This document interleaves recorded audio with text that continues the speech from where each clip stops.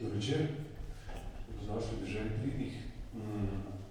V letošnji izvedbi, vsaj kar se mojega dela tiče, ker Dežela pridnih seveda tradicionalno poteka dvotirno, po enem tiru vodi kolega oziroma vozi kolega Erik Valenčič, po drugem usporednem jaz.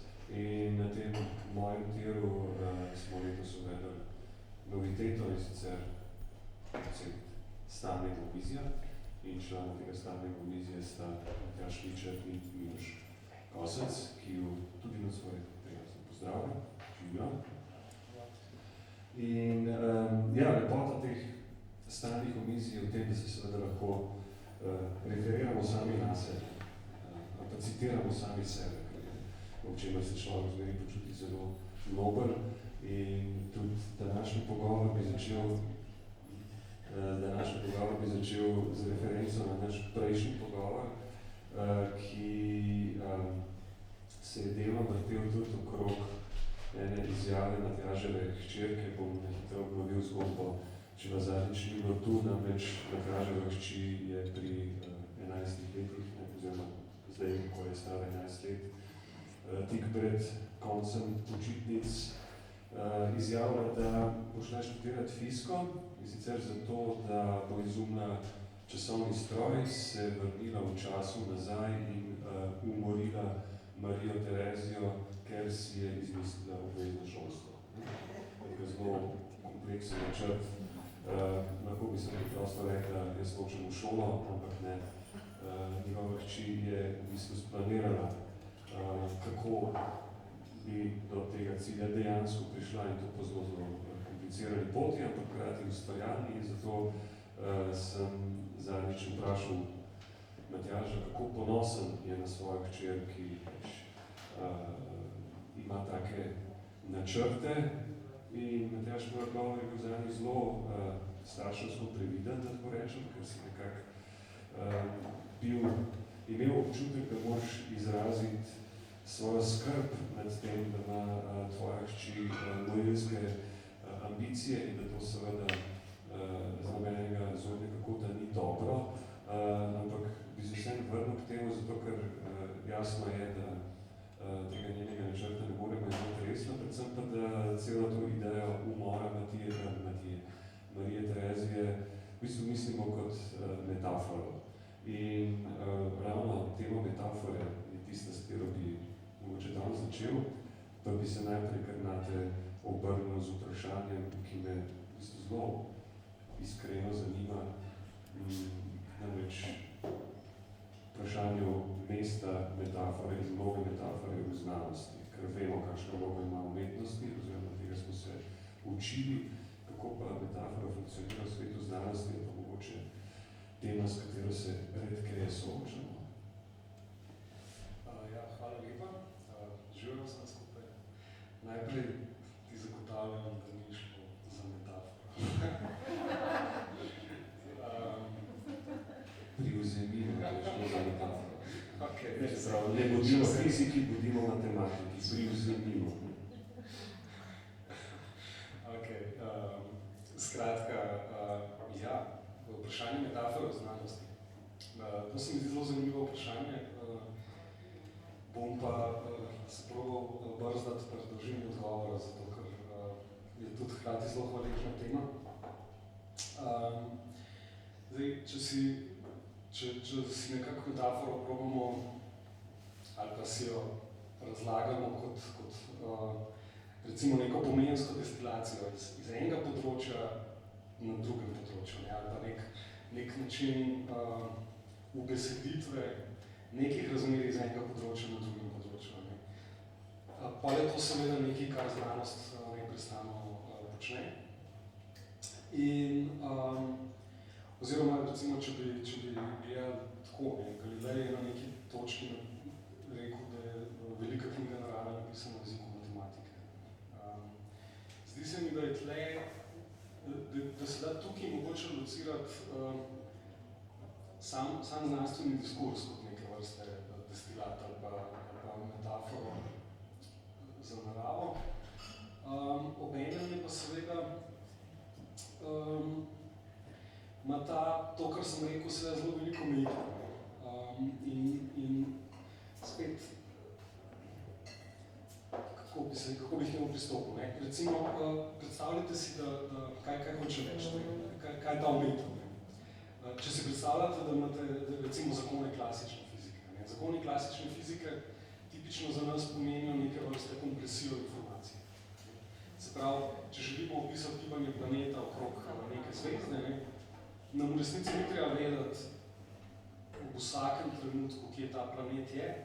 Tega nam pa ni treba vedeti, zato ker poznamo zakone klasične mehanike. Če jih ne bi, bi še vedno morali vse to zapisati, ne, spremljati to lego. Ne. Ampak zakoni narave, s katerimi se fizika ukvarja, nam omogoča neko informacijsko kompresijo, neko stisljivost. In absolutno ni samoumevno, da se do te stisljivosti prideti povsod. Se pravi, jaz sem pred dolg časa me nek profesor vprašal, če verjamem, da lahko fizika odgovori na vsa vprašanja, kar se tiče narave. In zdaj, takrat mi je padel na pamet nek odgovor od Abasa Kiarostamija, od iranskega režiserja, ki je Niki Buhinc v nekem intervjuju onega vprašala, lahko filmi spremenijo svet. In je on rekel, da če bi rekel ja, bi bil tepec, če bi rekel ne, bi bil pa obupan. In nekako, to se mi nekako zdi pameten odgovor, nek zdrav odgovor. Zdaj, kar se tiče pa, če grem nazaj na to vprašanje, kar se tiče fizike ali pa matematike pri opisu narave, ne, se je čisto ločeno vprašanje, zakaj matematika tako dobro opisuje naravo. Ne. To je zaposlovalo zelo veliko ljudi, ne. Praktično Kantov kritični projekt je bil poskus soočenja s tem dejstvom, kako lahko nekaj, kar je plod čistega uma, se dejansko aplicira na neke konkretne stvari, ko pa ni neke nujno vzročne zveze med tema dvema svetovama. Ampak dejstvo je, da je neka faktična zveza, da pač vidimo, da matematika v nekih segmentih deluje, da se da s fiziko opisati svet in tako naprej. Skratka, naše metafore imajo neko funkcijo. Zdaj, najbolj zanimivo. Obstajajo ljudje, ki se ukvarjajo s tem, a se da, na katerih področjih se da, ali pa se ne da, recimo, če opazujete naravo, na katerih področjih se da zdestilirati to, na katerih področjih se da načeloma, skratka, na načelni ravni pride do zakona. In recimo tako bi rekel, preliminarni rezultati kažejo, da obstaja ogromen del fizikalnih ali pa recimo naravnih pojavov, ki se jih ne da zvesti, ki se jih ne da skompresirati na ta način. Se pravi, obstajajo neki otoki te kompresibilnosti, reducibilnosti, in temu rečemo trenutno fizika, ampak potem pa obstaja ocean nekih področij, kjer enostavno ne bomo mogli mogoče skompresirati tega. Meni se to blazno zanimivo, ampak evo, tako, recimo na hitro bi rekel, da to nekako pomeni omejitev za samo fiziko. Recimo na področju, s katerim se jaz ukvarjam, kar je recimo planetarna fizika, pa oceanografija, mi poznamo vse te enačbe, ampak obenem so te enačbe zelo zapletene in ni povsem jasno, sploh imajo rešitve. Mi najdemo neke rešitve, ampak če se bolj strogo vprašamo, pa imajo enolično rešitev, ki ima neke lepe lastnosti, nekaj, kar nam je razumljivo, nekaj, kar nam je dostopno, pač to ni dokazano. To je celo eden od tako imenovanih milenijskih problemov in če to rešite, to bi milijon dolarjev. Skratka, ja, tako mogoče bi pa zaključili pa s tem, da analogije, metafora, če ena od analogij, analogije so lahko pa danes se mi zdi zelo recimo neposvečeno ali pa problematično uporabljene, zaradi tega, ker recimo vidimo neko poskus nekih prepletanj ali pa uporabe naravoslovne terminologije ali pa naravoslovne metodologije v družboslovju, kjer se mi zdi, da smo na dokaj spolskem terenu. Hočem reči, narava je zelo slaba metafora za družbo. Ne da se kritično prenašati nekih naukov iz naravoslovja v družboslovje. In zdi se mi, da tle potem, čim hočeš začeti opisovati tako, kako bi rekel, preveč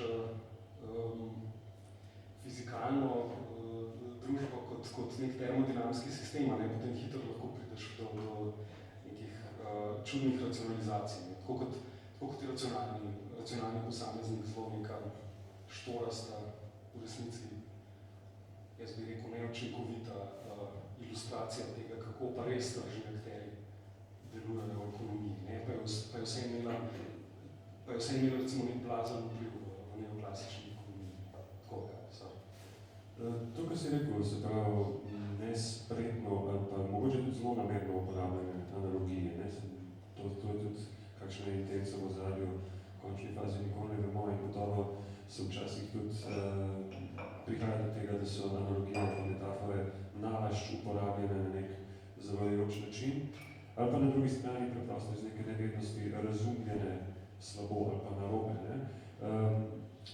O čem, kam bi rad napeljal, seveda misel ni moja, ne? Ampak se mi zdi še kar relevantna, namreč ta misel o tem, da če gledamo zdaj širše izven polja stroge znanosti, pač na družbo, katere del smo, da je naša sposobnost rabe in razumevanja metafor nek svojvrsten lakmusov papir, bom rekel, kvalitete ali pa duhovnega, mentalnega stanja časa, ki ga živimo.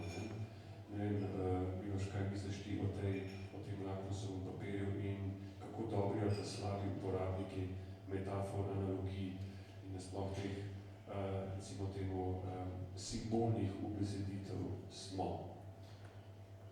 Po mojem je to zanimivo vprašanje, ker med se nenehno plete po glavi ena dilema, pa ne vem, če mi boste pomagali ali pa to drugo mogoče razčistiti razlike med metaforo pa med alegorijo.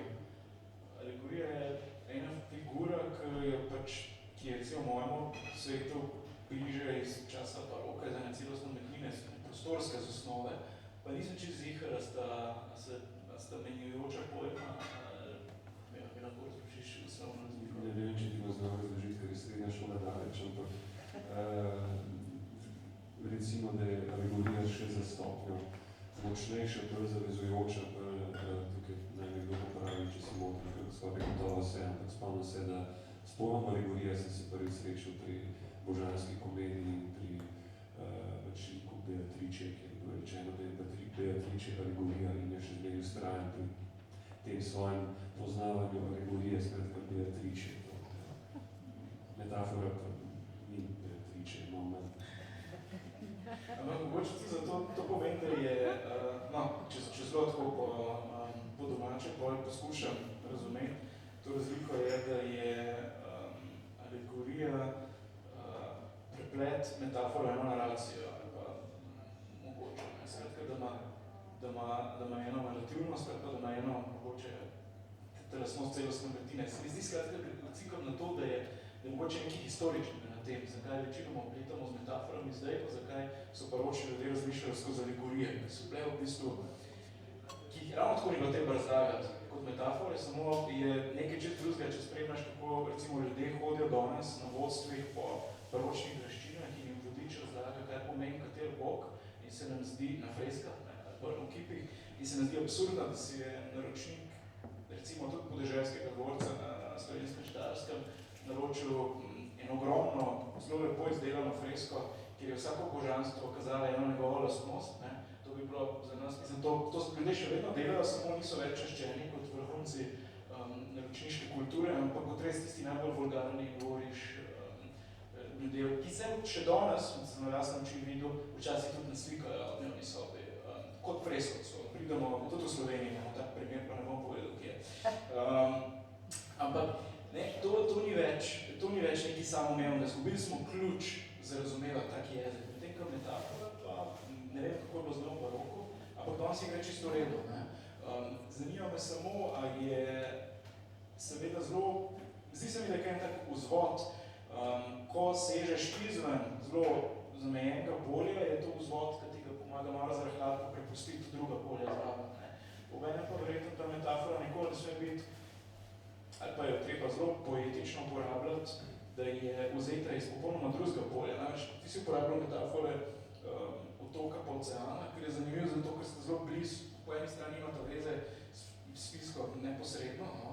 Ampak po drugi strani si pa, kot si Likar povedal, ne, se pretežno z oceanologijo ukvarjaš, ne. Tako da si izbral eno figuro, eno metaforo, ki je bila v bistvu zelo iz tvojega polja, po enem ni bila striktno del fizike, no.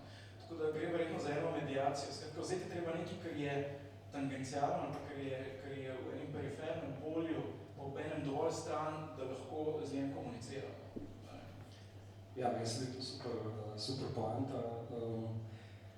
Jasno, svet je postal bistveno manjši v zadnjih 30 letih, tako da mislim, da smo tudi izpostavljali bistveno širšemu polju nekih impulzov, stimulacij, novic in tako naprej. Ne. In verjetno je tako, kot si že sam namignil, metafora je ena od učinkovitih metod, kako si prevedeš neznani svet v nekaj domačega. Tako da sem jaz uporabil avtokinoca. No, ampak to, kar sem prej načel okrog tega, kako je seveda metafora lahko tudi učinkovito orodje za zakrivanje nečesa, če že ne zlonamernega, pa vsaj zavajajočega v ozadju. Zdaj naslov nocojšnjega pogovora, jaz smo se težali s temi naslovi, zaradi tega, ker v bistvu do zadnjega čakam do zadnjega. Ja, lepota tega omizja se mi zdi ravno v tem, da se lahko v bistvu skoraj v zadnjem trenutku odločimo, o čem se bomo pogovarjali. Seveda inštitucija, ki nas na vse prijazno gosti, Slovensko mladinsko gledališče, pa potrebuje določene informacije že vnaprej in potem se pač zmislim nek naslov, ki se mi zdi, da se bo približno nekako, da bo se ukvarjal s tem, o čemer bomo dejansko govorili. No, in naslov nocojšnjega pogovora je Poletna nevihta. O tem smo se namreč zadnjič postfesto pogovarjali. Poletna nevihta kot seveda metafora za spremembo, ampak mogoče prej ne gremo v sam fenomen poletne nevihte in zakaj bi prav uporabna metafora za spremembo, bi se ustavil pri samem pojmu sprememba in načinu, na katerega ga uporabljamo, sploh recimo v političnem diskurzu, kjer je sprememba strašno popularen pojem, sploh sistemska sprememba, sploh v tej besedni zvezi. In zdi se mi, da kot da bi se pojem sprememba v politiki, v realpolitiki, skoraj redno uporabljal kot metafora za status quo, kar je svojevrsten absurd, ki pa čudovito deluje. Se pravi, če hočemo, da stvari ostanejo take, kot so, začnemo govoriti o spremembah, bolj intenzivno, ko bomo govorili o spremembah, bolj pripričani smo v to, da se ne bo nič spremenilo. Ja, se popolnoma strinjam. Zadnjo smo imeli debato da sem pozabil točno o čem, ampak zaključek je nekako točno tak, da se blazno, pogovarjali smo se o potovanju skozi čas, kaj bi spremenili, če bi lahko šli v preteklost in tako naprej. Ampak dejstvo, da je to popularna tema, se mi zdi, da je to zato, ker ima neko funkcijo. In funkcijo ima zato, da lahko zdelegira na svojo lastno odgovornost v neko nemogočo, neverjetno tehnološko prihodnost. Skratka, zelo redko, zdaj sicer mislim, da se to spreminja v zadnjih letih, ampak zelo velikokrat tehnologija ali pa recimo ne dovolj visok nivo tehnologije ali pa kakorkoli že, da je to v resnici alibi za to, da ne naredimo tistega, kar je pa mogoče. In tle, ko govoriš o spremembi kot metafori za status quo, ja, zelo veliko sprememb je seveda, ker so lahko zelo brutalni posegi v naš vsakdan, seveda funkcionira zato, da se ohrani status quo. Če se meni pade na pamet recimo kriza 2008, dolžniška kriza v ZDA, to so bile državne intervencije, če se spomnite, brez primere, v 30-40 letih. Skratka, popolnoma največje državne intervencije na trg v imenu prostega trga. Skratka, to so bile te spremembe. In zdaj, kot fiziku mi pade na pamet pojem, ki je bil zelo pomemben v 20. stoletju, oziroma seveda še zdaj pomemben, pojem simetrije, če smo pri metaforah. Skratka, v fiziki je simetrija v bistvu pomeni nič drugega kot recimo neobčutljivost na spremembo. Ne? Se pravi, če si vi predstavljate krožnico, ne? Ta krožnica je simetrična na rotacijo okrog svojega središča. Se pravi, ne glede na to, kako vi krožnico zavrtite, pač krožnica bo izgledala še vedno enako. Vi nimate nobenega mehanizma, da boste ugotovili, kako je matematična krožnica obrnjena. Je zdaj tako obrnjena, je tako ali tako, pač krožnica izgleda krožnica, se pravi, invariantna na te rotacije, ne? Simetrična. Ne?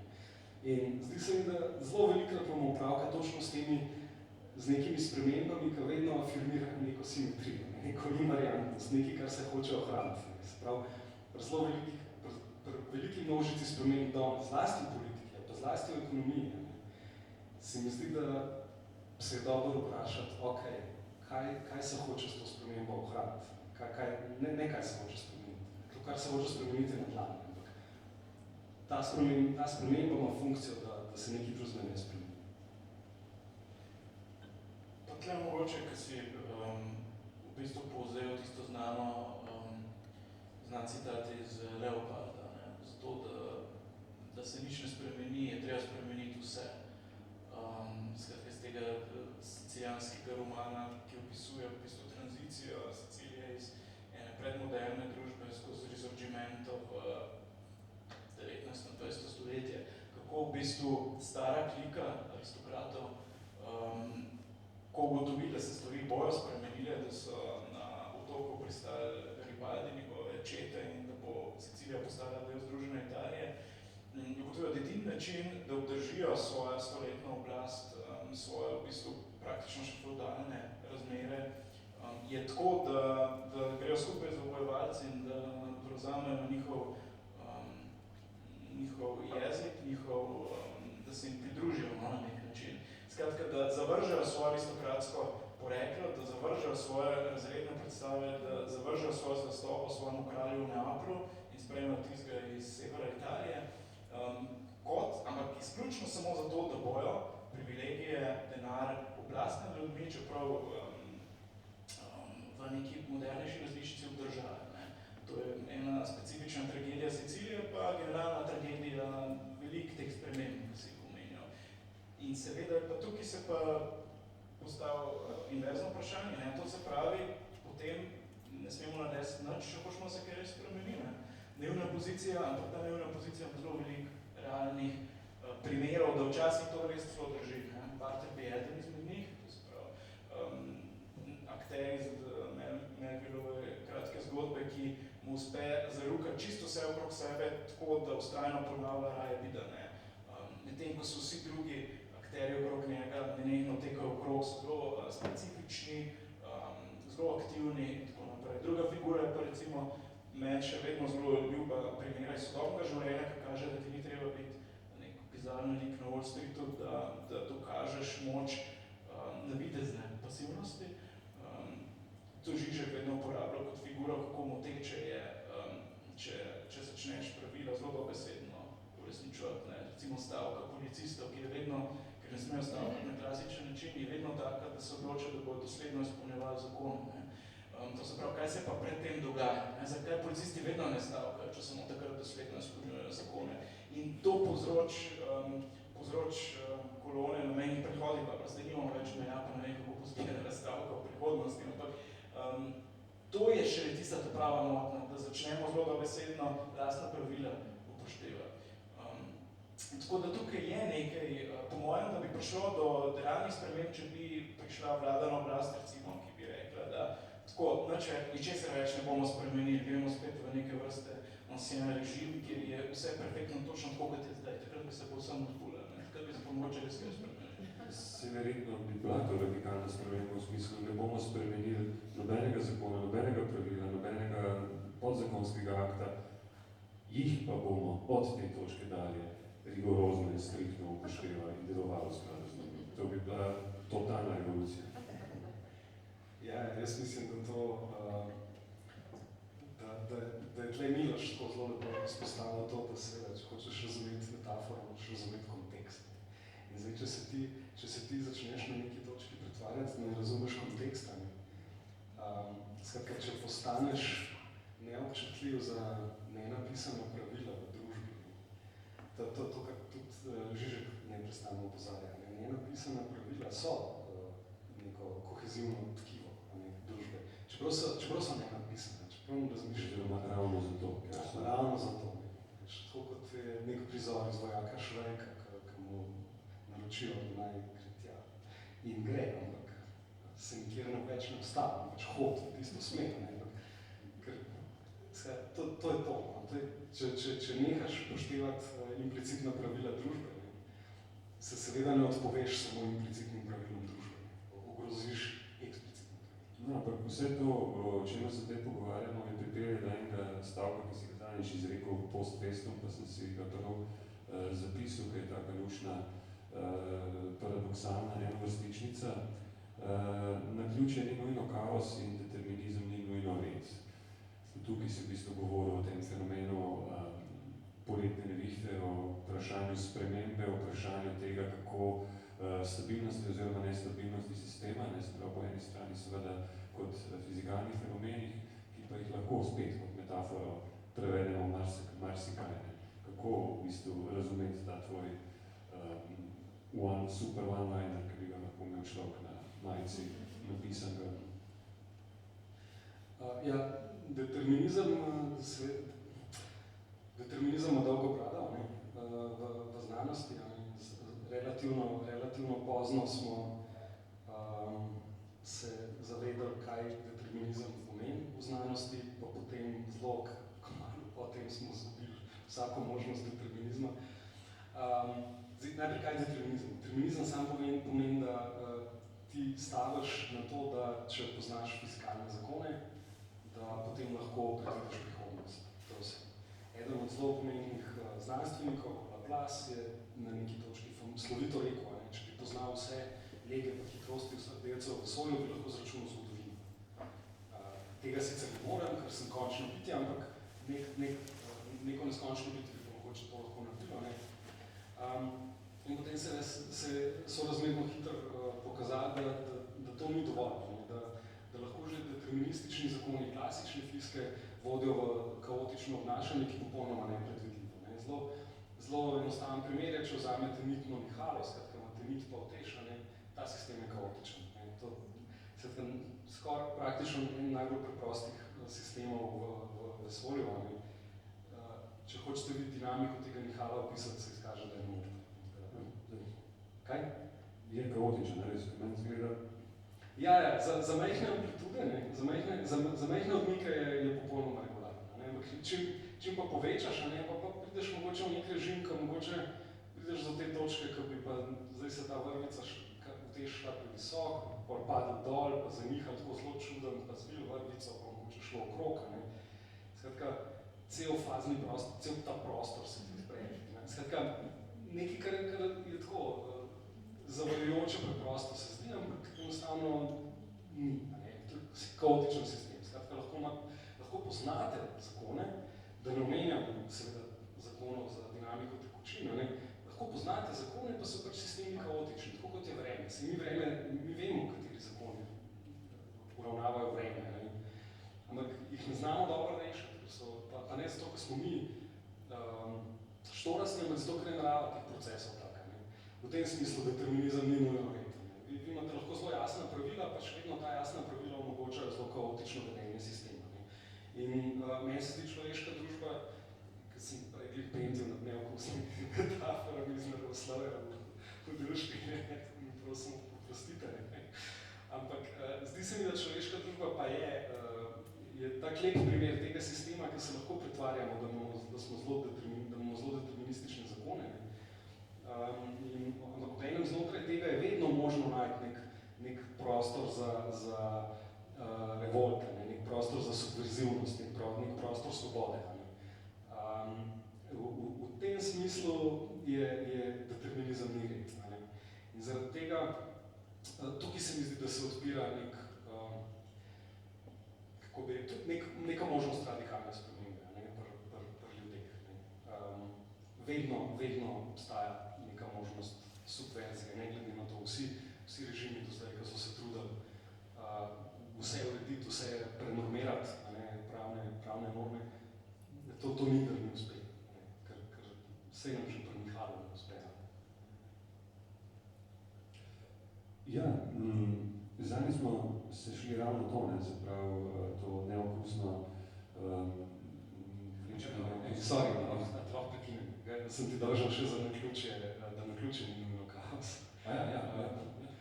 Naključje pa ni nujno kaos, seveda zato, ker če razmere niso ustrezne, bo te majhne motnje dušenje. In pač ne bo prišlo do neke kvalitativne spremembe v tem, kako se sistem obnaša. In to se mi zdi spet, da je v politiki se zelo pogosto zgodi.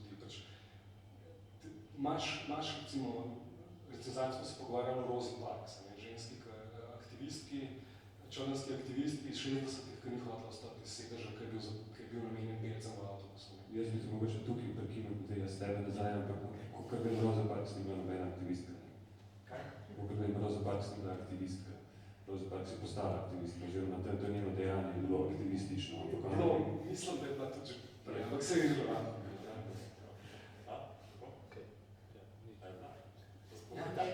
V tem aktu je takoj postala aktivistka. Postala, ne, ja, s tem dejanjem.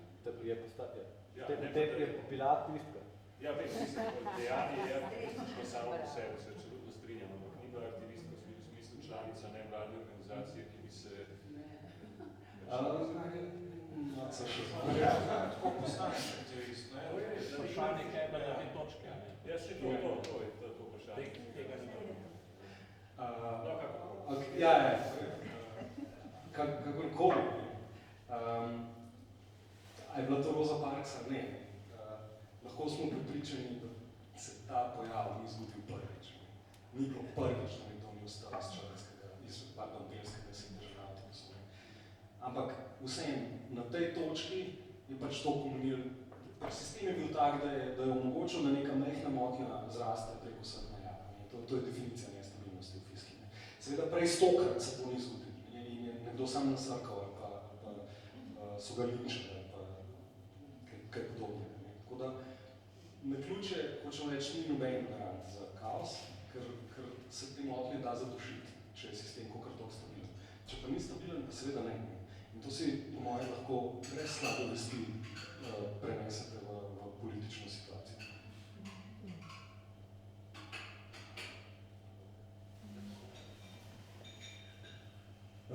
Ja. Jaz bi v bistvu zamenil temo, razen če bi še tukaj kaj dodala, kdo drug je dodal. Pa bi v slogu, se pravi, kratek EPP, evo, zdaj smo pa nazaj. Novo temo, pa to, da sem omenil EPP, v bistvu ni toliko... Temu se zdaj reče predah. Predah, ja. Oziroma, kako že, nasveti za šoking. No, kakor tega je zdaj konec in mogoče to, da smo omenili EPP, ni toliko iztrte zvito, glede na to, kam bi nas peljal v nadaljevanju pogovora. In to mi je zdaj v bistvu spet ena taka hecna tema, ko sem začel o tem razmišljati pred prejšnjim tednom, nisem mi zdela nekako pereča, oziroma da bi se s tem kdorkoli ukvarjal, mislim, kdorkoli ukvarjal na tak način, kot problem, kot temo, ki jo lahko mislimo tudi izven okvirov dogodka samega, ampak zdaj v zadnjih nekaj dneh je pa tako preplavila in medije in družabno mreže in tako naprej. Tema je pa pač povezana z športnimi dogodki, aktualnimi športnimi dogodki, ali to prvenstvo v alpskih disciplinah, zdaj svetovno prvenstvo v nordijskih disciplinah. Zakaj sem se jaz začel ukvarjati s tem vprašanjem? Imam tudi zaradi tega, ker sem imel slabo vest, ker je zadnjič Matjaž Furman govoril po Krmiloš, pa sem rekel, da nas Matjaža Furmanov potegnil, kaj mi zaenkrat dobro uspela. In za tiste, ki ne veste, Matjaž je samo doktor fizike in doktor filozofije, je tudi smučarski učitelj. Se pravi, tam sicer nima doktorata in smučarija, ampak da. Jaz imam pa zadnja leta do smučarije vedno bolj, niti namreč rekel, ambivalenten odnos, ampak vedno bolj iz srca prezira. Zakaj? Smučal sem v otroštvu, v mladosti in tudi pod odraslu sem še parkrat šel probati, če to še znam, ugotovil, da to še znam, bil sem zadovoljen in zdaj ta stvar obstaja.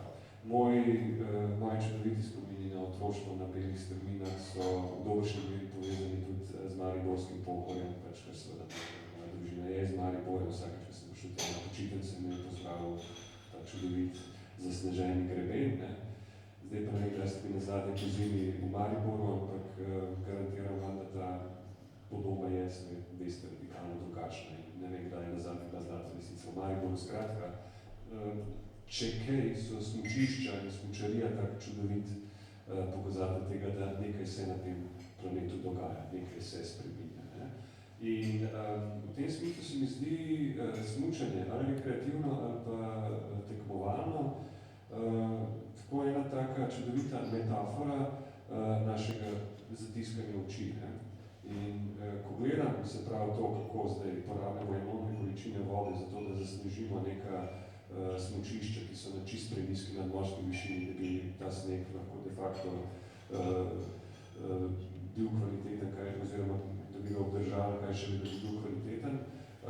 Ampak kar trmastno vztrajamo pri tem, se nekako vprašam, o čem je smisel tega početja in dokdaj nameravamo to še početi. In to je zdaj moj izziv za smučarskega učitelja. Kdaj se boš pokasal? To je dobro izhodišče, zakaj sem radijanski svet. Skratka, to, razmerje med sistemskimi okoliščinami in pa individualno krivdo. Ti si učil ljudi, da to počnejo. Ja, celo 10 let sem živel od tega. Skratka, imam dva banalna odgovora.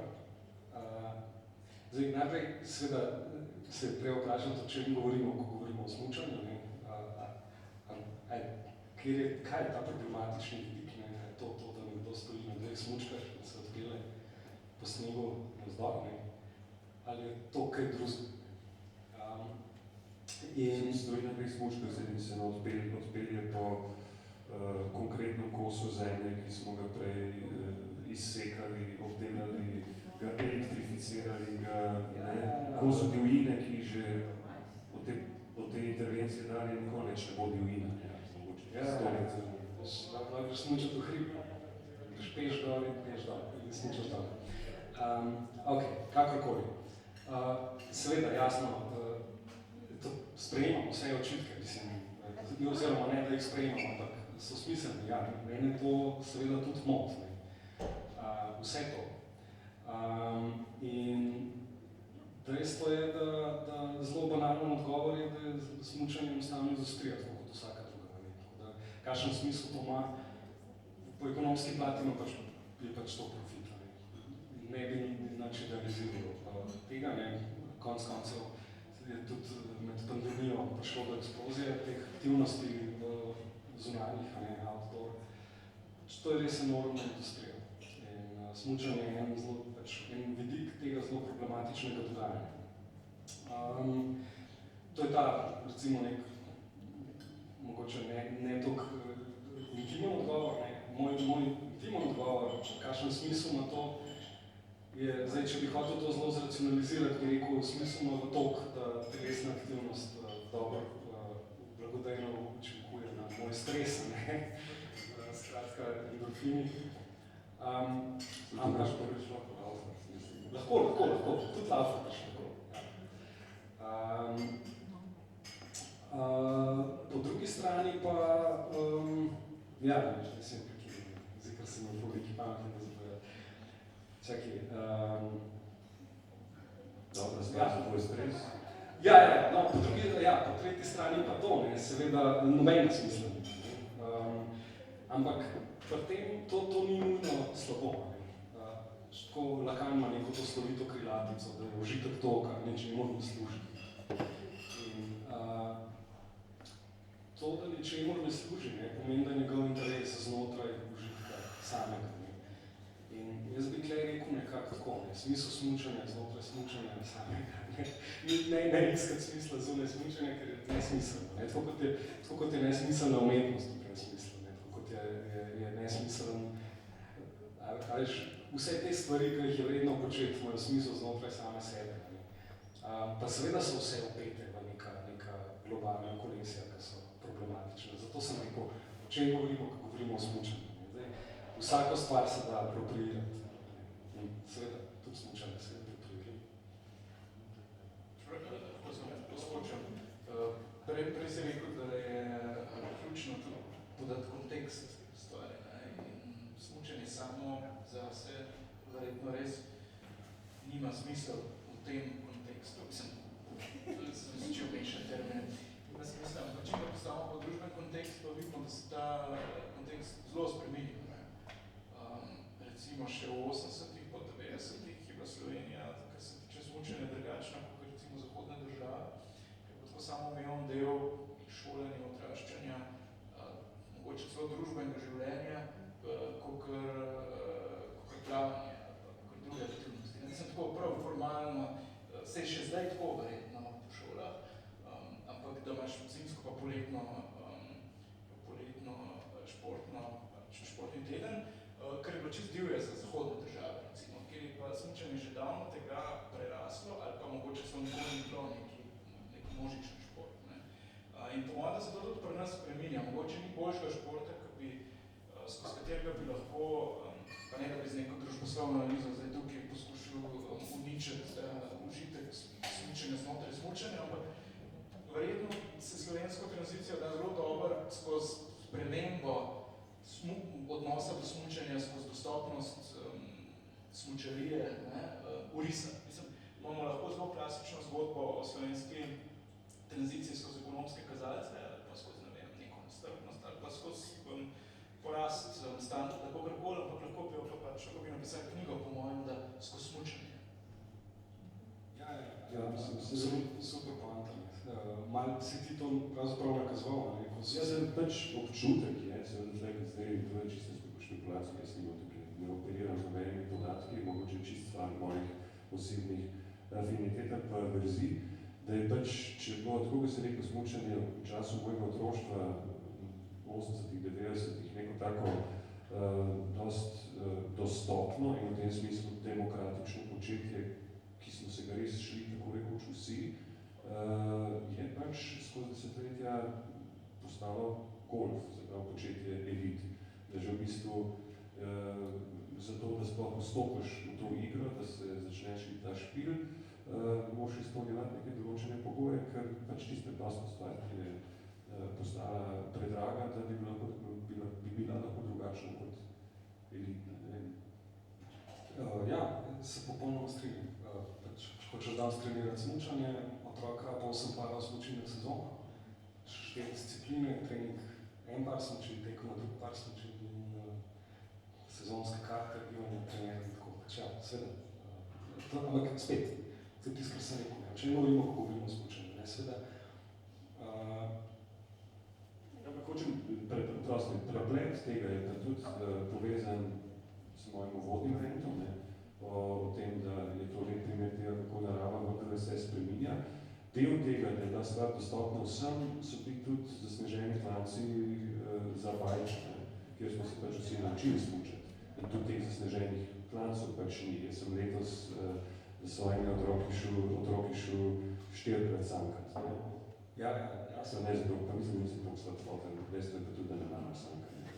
Mislim, naj vas spomnim, Postojna je imela, ali je bil Kalič, Postojna je imela smučišče. Probite najti Postojno.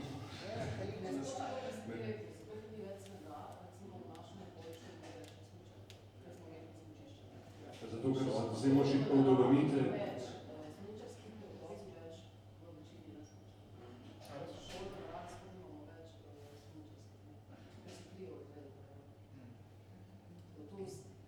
Se pravi, sem že zmagal, v bistvu. Moja agenda eliminacije smučarije iz šolskega sistema. Ampak ni bila ta šola najbolj zasnovana, da so se tisti, ki še niso znali smučati, tudi naučili? Tisti so bili deležni take bruke. To je bila taka katastrofa, če nisi znal smučati. Ko si šel na šolo smučanja, ne? Grozne. Zdaj se je moj travm, ki se to šlo. Krvalce. Ne, se mogoče. Ja, ne, pa tudi eno od tem, ki se negotovo si to doletelo, če ne drugega, si doletela ta pač katastrofalna fiskalna politika, da tako rečem, organizatorjev planiškega spektakla, pa fotografije res bednih hamburgerjev za 85 evrov. Prosti je. Niso iz letošnjega, ne? Kako? Ti hamburgeri, slika ta, ki je v dve komune, ni letošnje.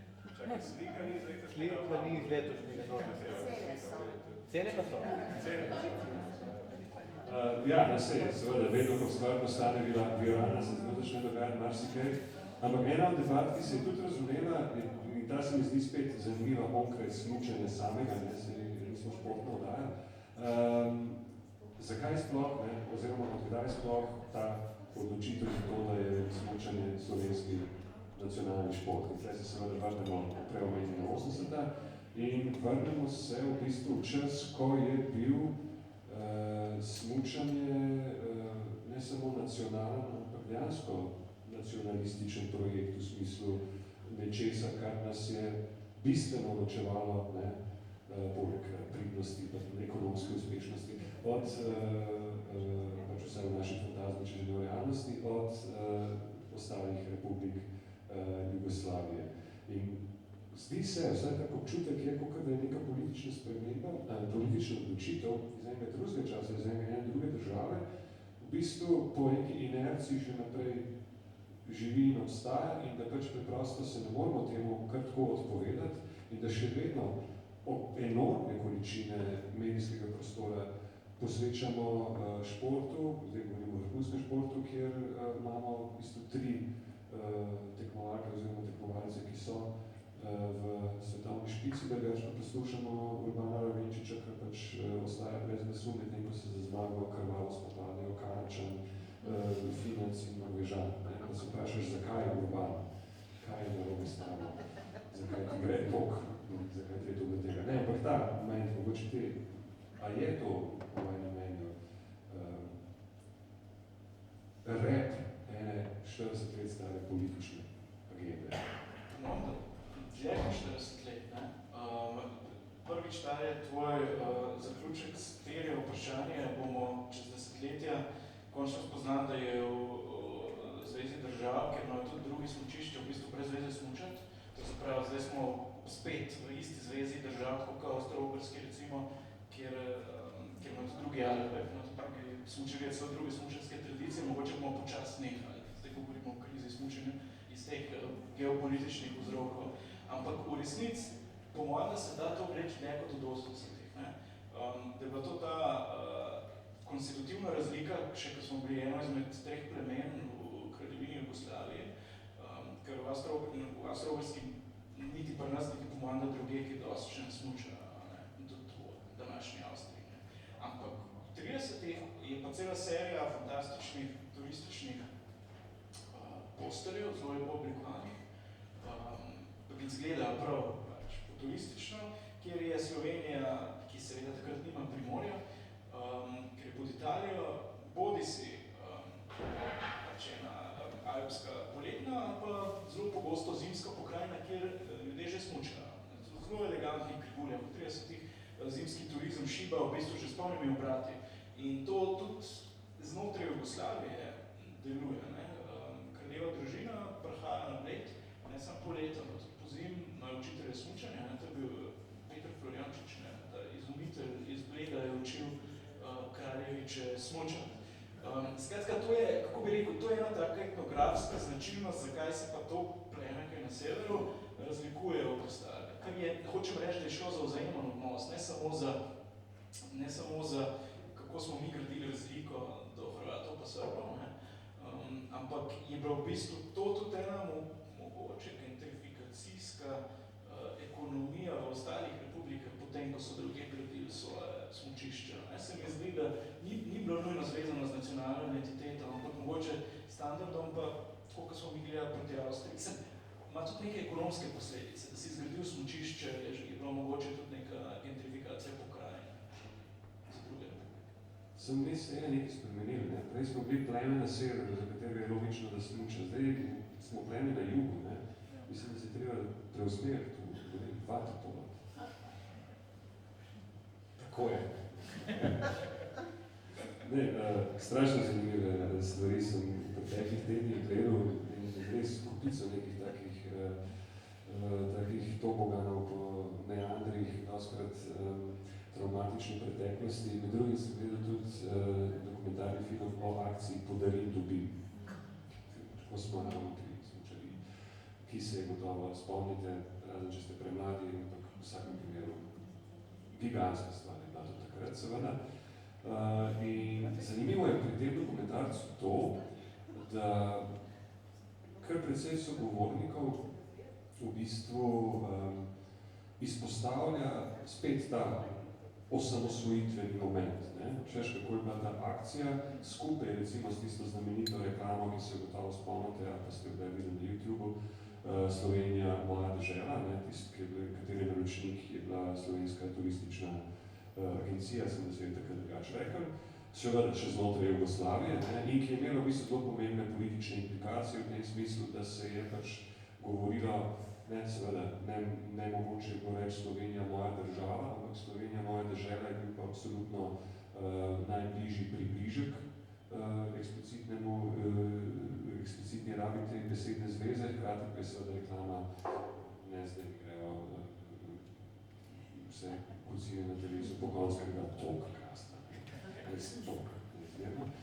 Kakorko, razno zanimivo mi je bilo, kako so sogovorniki v dokumentarcu o v bistvu marketinški akciji Podarim dobim, kateri cilj je bil zbiranje sredstev za slovensko smučarijo, poudarja ta osamosvojitveni element. In tukaj sem se pa v bistvu vprašal, v kolikšni meri je bila osamosvojitev dejansko marketinški projekt. Se pravi, to, da narediš državo, je v redu politično dejanje, seveda zelo pomemben element so gospodarska dimenzija, ekonomska dimenzija. Srčno upaš, da se ti pri tem ne bo treba ukvarjati z vojaško razsežnostjo, ki seveda je vedno v bližini, ampak zdaj kaj si jo naredil, zdaj je pa treba nekako lansirati, se pravi, država kot marketinški projekt. Kaj si mislite o tem? Ja, mislim, delno se mi zdi, da si samo odgovoril, ja, seveda ta marketing je bil del te zgodbe, tako kot je propaganda del vsakega velikega projekta. Ne vem, če vam kaj zelo dost, mislim, da je seveda tukaj pač so vsi te projekti tudi Podarim dobim. Zdaj jaz nimam občutka, če jaz sem bil vsem dokaj mlad.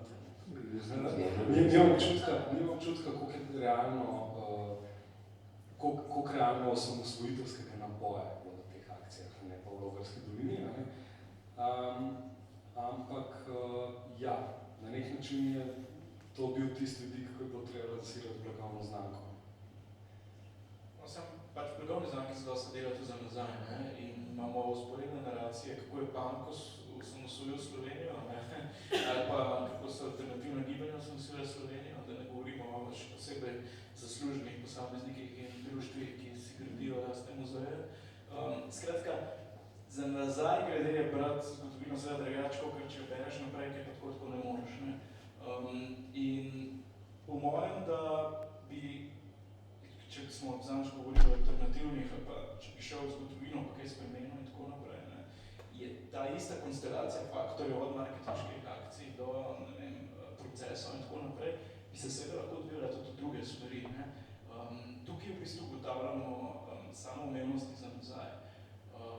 In je pa, tukaj se pač strinjam, ja, da vsak uspešen projekt bo tudi za nazaj zgradil marketing, ne samo za naprej.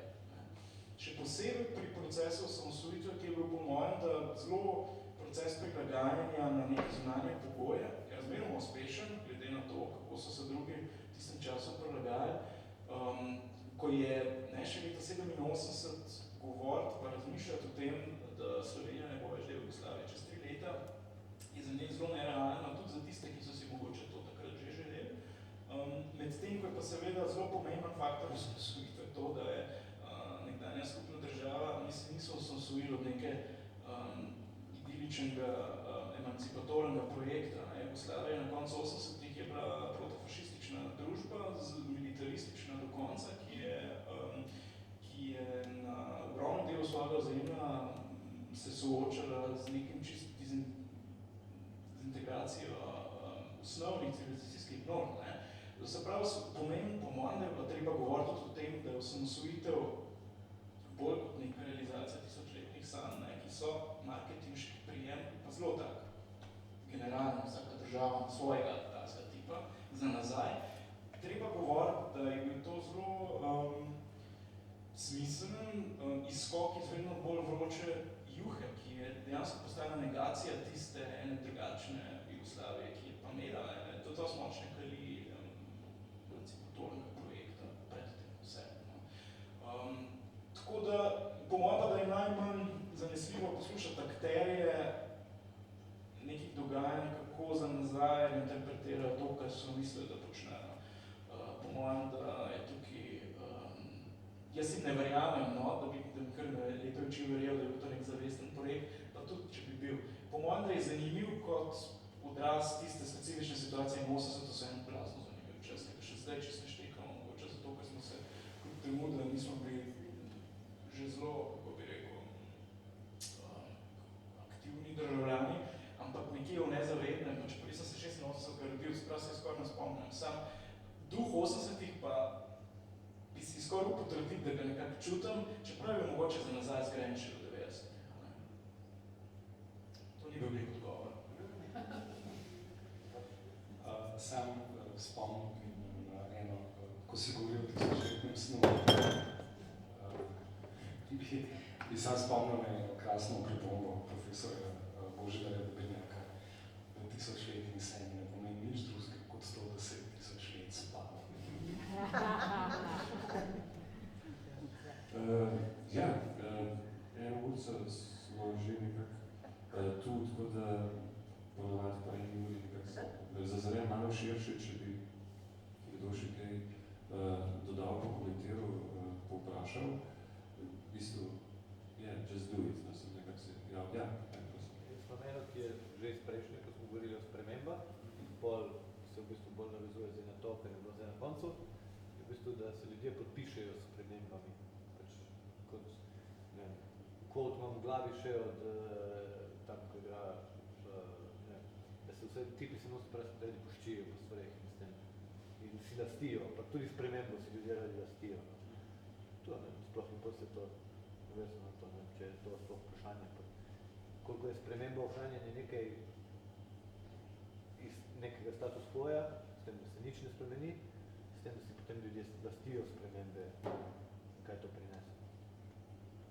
Ja, bitka za zgodovinsko, za zasluge, Ja, ali pa če za narativ, ne. Moja tiska prvi skoč na spremembo, ko se zgodi in jo splete v trdovraten, ne nujno zelo literarno nadahnjen narativ, ima primerjalno prednost, predvsem ostalimi, ker vsi ostali, ki posežejo v to polje, morajo hočeš nočeš pričano genialen narativ, ali pa celo bolj resničen razples tizga, ki se že vzpostavlja. S takimi stvarmi v tej državi živimo vsak dan, mislim, takimi narativi. Ja, se strinjam. Po drugi strani pa seveda jaz še vse nekako bi rekel, da je seveda ključno, da sprememba v resnici pride ravno od ljudi. Ne? Mislim, težko si predstavljam neko fundamentalno spremembo, ker nima neke velike, vsem širše podpore. Tako da hočem samo reči, da nisem tle ciničen, mislim, da seveda vsak režim rab neko minimalno podporo ljudi, da se vzdržuje, ne glede na to, koliko je brutalen, ampak v enem seveda tudi vsaka sprememba rab podporo ljudi. Ja, floskula. Jaz bi se... sem bil najprej... Ne, je bil Gati. Jaz smo v mladincu, tako da če najbolj človek poteče, nima več. To je lepo, da se tako stvari dogajajo, večkrat mislim. Ja, vrnil bi se še za trenutek, kako da vi dobim, morda verjetno ste zasledili, da niste letošnji dobitnik nagrade Franceta Štiglica za življenjsko delo, ki jo podeljuje Društvo slovenskih režiserjev, se pravi, ki je seveda v tem polju, v tej umetnosti ena pomembnejših in večjih nagrad je dobil Jaka Jutnič. Jaka Jutnič pa je režiser, ki se je podpisal pod ogromno število audiovizualnih del, ampak večinoma gre za oddaje in reklame. Jaz sem celo šel malo preverjati, ampak nisem zasledil, da bi gospod Jutnič naredil tudi kakšen celovečerni film, morda ga je, sem spregledal kakorkoli. Znan je po reklamah in znan je po režiji, recimo ravno omenjene akcije Podarim dobim. Kar se pa reklam tiče, je pa tukaj par legendarnih, že omenjena Slovenija, moja dežela, pa on se podpisuje tudi po Dumo, če se je spomnite, ker je imela slogan, vsaka ima svoj faktor, tista, ki pa danes verjetno ne bi šla več skozi. In veseli smo, da je tako. Kakorkoli, zanimivo se mi je zdela ta gesta Društva režiserjev in glede na to, da smo v gledališču, bi to napravil na vprašanje, ki se tiče razmerja med marketingom in umetnostjo. Se pravi, ja, dobra reklama ima lahko seveda tudi umetniško vrednost, lahko do te mere kvalitetno narejena, dopisana, ustvarjana, izvirna, da ji gotovo lahko pripisujemo tudi to. Na drugi strani seveda umetnost, ne sploh, glede na to, kako pogosto poslušamo o tem, kako komunikativna ne bi bila, pa vse bolj komunikativna kot nekatere predstave v slovenskem mladinskem gledališču, kjer pa ljudje nami teče okoli. Pa seveda se nujno mora ukvarjati z vprašanjem marketinga, kako v bistvu sebe in promovirati in v končni fazi prodati. In kako vi pa razumete oziroma razmišljate o tem razmerju? Se pravi, koliko je marketinga v umetnosti in koliko je umetnosti v marketingu, mogoče predvsem to drugo? Po mojem, da je drugače, kot pri tistih starih politike, recimo, ko smo jih omenjali prej.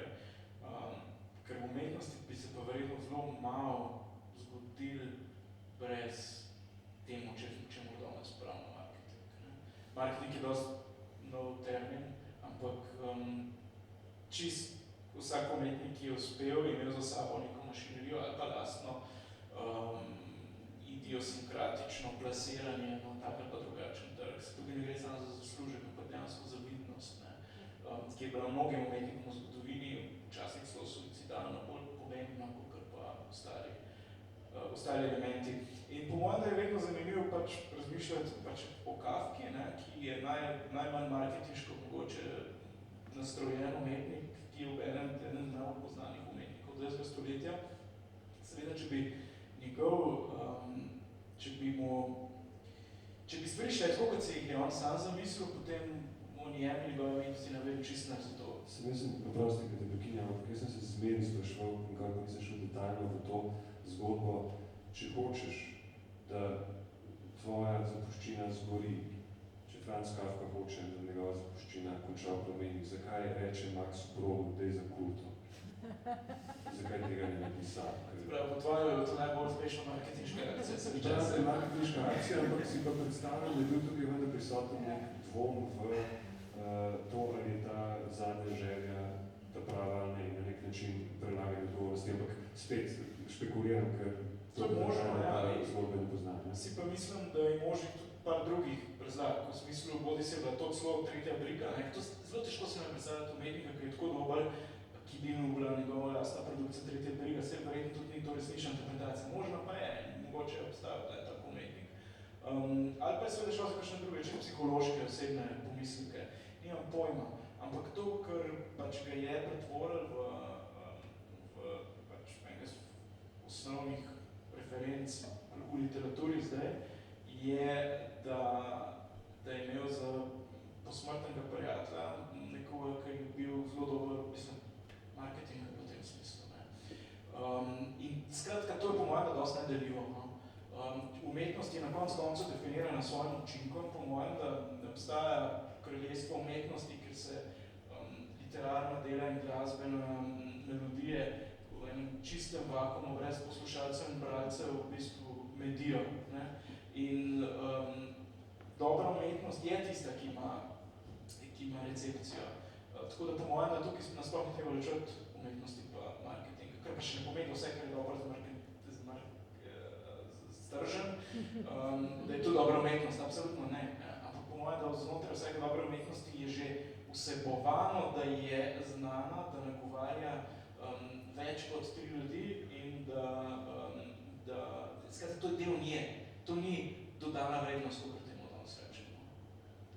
Kaj pa v znanosti, kot ste pa marketing v znanosti je nekaj, kar ne bom rekel, da ne obstaja že od nekdaj, ja, seveda, izraz je nov, ampak princip je pa starodaven.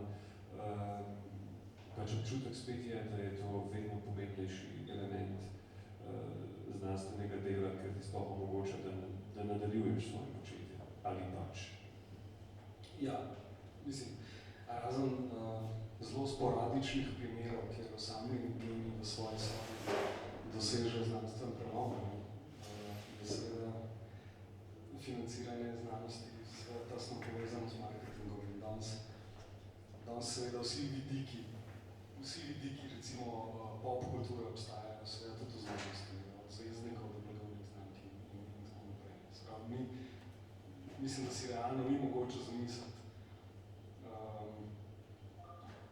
uspešnega znanstvenika. No, ok, spet obstajajo sporadični primeri.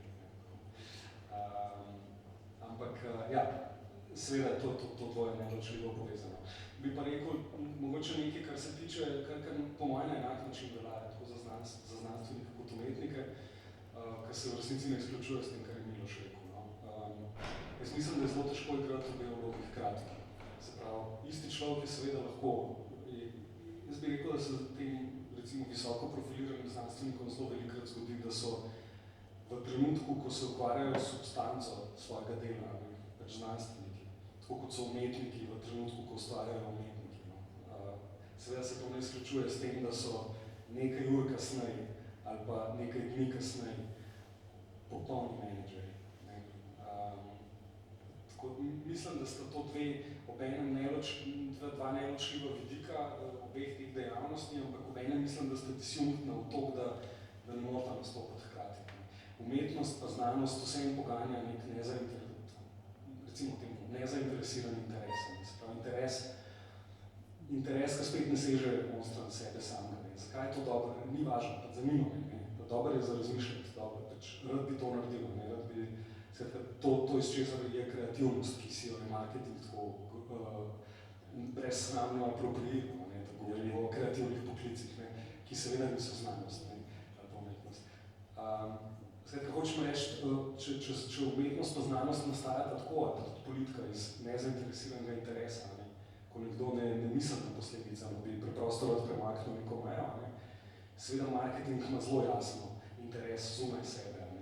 Smotra marketinga ni marketing, ampak ne vem, tržni delež ali kaj smo kaj. Ampak seveda se pa lahko vse te vloge pač enostavno zbirajo enega človeka. Nekaj, to je zanimiv paradoks, ne, se pravi, hiša, v kateri smo, ima poslovnega direktorja, marketinške agencije ima pa kreativni direktor. Tako je, predstava je gor in dokaj kmalu se konča in takrat seveda se tudi verjetno publika pride v publiko, glede na to, da smo v publiki. Tako da bi na tej točki se nam vsem skupaj zahvalil za izjemno prijeten večer. Matjaž Ličer, Miloš Kosec, hvala še enkrat. Hvala seveda tudi vam, pridite naslednjič, mislim, da 4. aprila, če imate vi pa cajt, to mojo moram še vprašati. Prej sem zvedel za